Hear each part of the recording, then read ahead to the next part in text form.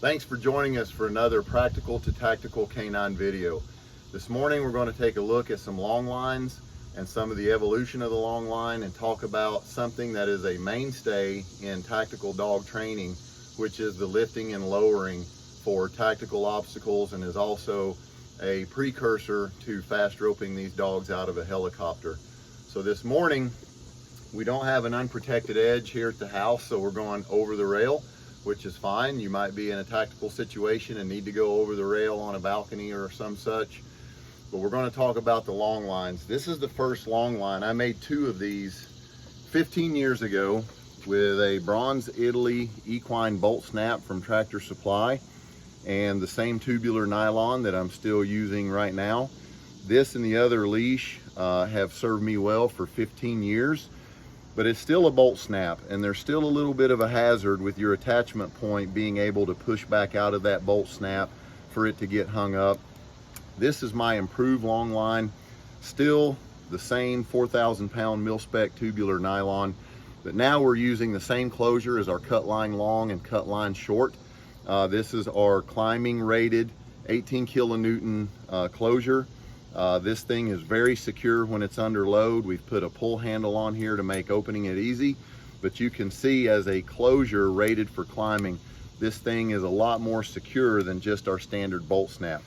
So for today's video, I wanted to use and feature a dog in our video. I wanted to go straight to the apex predator of the working dog world.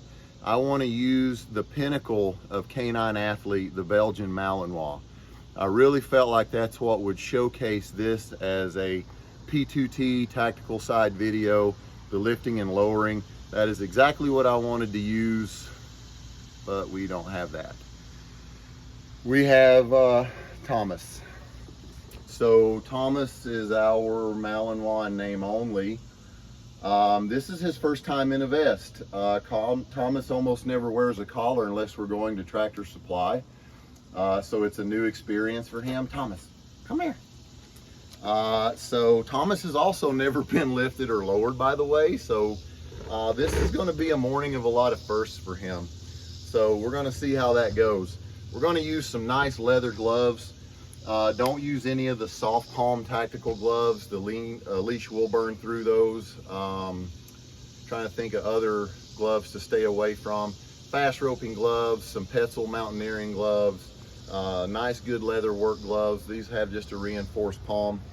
When you're setting up to put a dog over an edge, you want to have both hands on the line. So I'm going to get a palm grip on 2 points on this leash. That way I can come down here with my fingers and I'm going to grab the handles on the vest. So when I put him over, I'm going to let go and I will instantly have two hands on the line coming together, feeding that line out as we lower him safely to the ground. Don't let the dog struggle at the edge. Don't give them a lot of time to stress about it. We're just going to pick them up, swing them over, and we're going over the edge. We've got our secondary personnel on the ground who's going to act as a safety and also praise the dog and make sure they have a safe landing. So with no further discussion, here we go. Thomas is up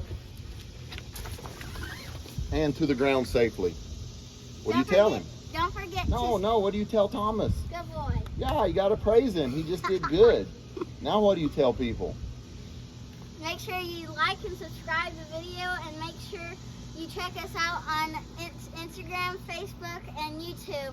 And Good job, buddy. good job.